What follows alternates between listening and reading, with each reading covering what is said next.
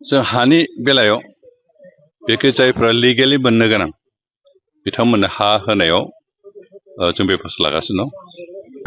उदालगुरियाव माजबाद सार्केलनि सिङाव नायदो बिटिआर गभर्नमेन्टनि आन्डाराव ट्राइबेल बेलेन्ड ब्लकनि हाखौ आलिनो जेनेरेल मानसिनिसिनो एलटमेन्ट होबाय 2021 आव एलटमेन्ट होनायनि 3 बिगा 2 काठा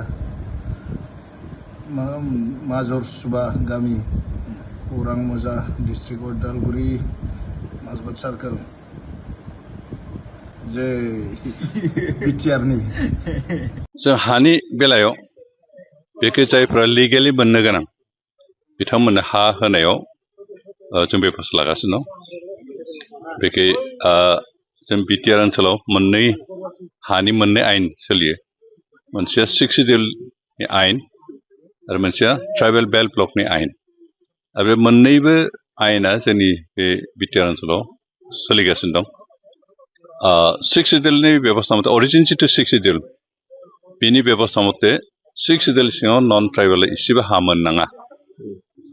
मेघालयआव जेरैहाय गुबुन हारिफ्रा मोना बा माबायाव मावगोन जा बे मिजोरामनि जिफोर बेल्ट ब्लक मा दं 6 सिडिउल एरिया बेहायबो नन ट्राइबेला कुनुदिन हा मोना।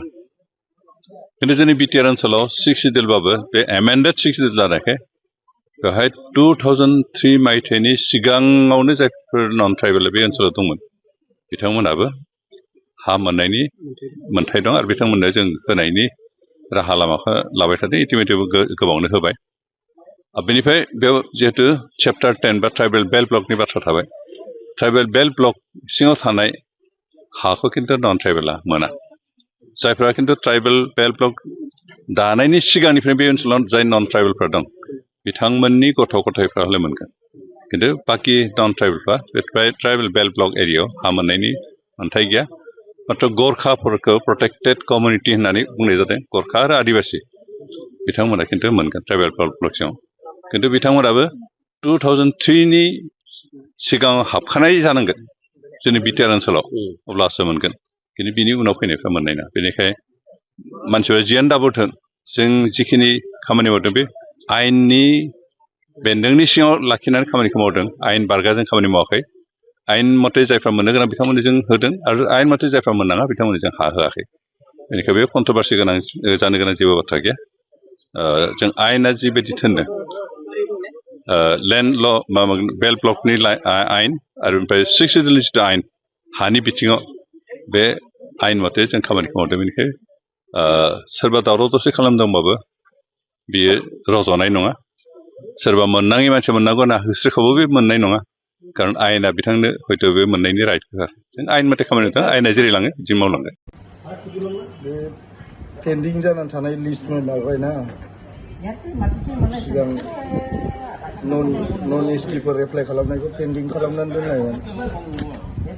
बेखौनो नायालासिनो हाखु दाखु हरजोब्बाय आरो ना मा जाखो नायालासिनो माने नन एसटि नन प्रटेक्टेड मानसिफोरनोबो चेक खालामालासिनो डाइरेक्ट एप्रुभ खालामजोबदों।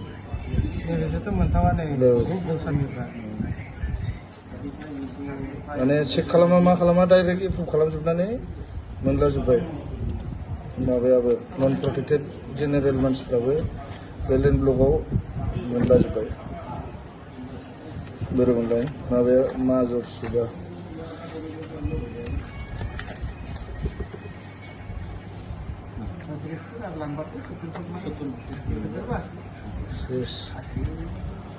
बरबाद नैबेबो जेनेरेल शर्मा सोरबा जेनेरेल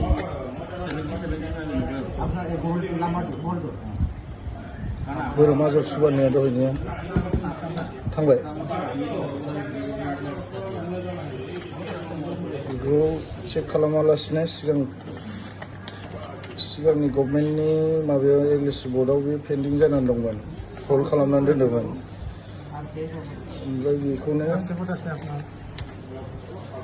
प्रेजेन्ट गभर्नमेन्टनि टाइमाव चेक खालामालासिनो डाइरेक्ट हरजोबनानै दा एलटमेन्ट मोनलाजोबनानै दा पाट्टानि थाखाय एप्लाइ खालामबावबायसो। सिगां हल्ड जानानै थाजोबनायमोन माने नन प्रटेक्टेड मानसिफ्रा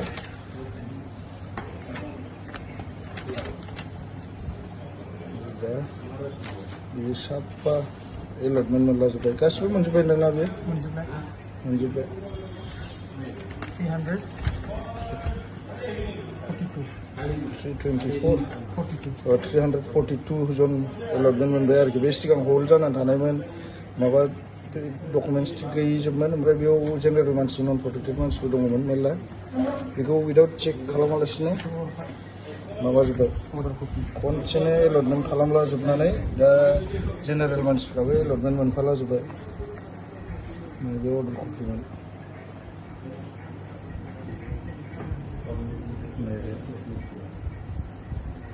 खनसेनो एलटमेन्ट मोनजोब्बाय बे पेन्डिं जानानै दोननायखौ खनसेनो चेक खालामालासिनो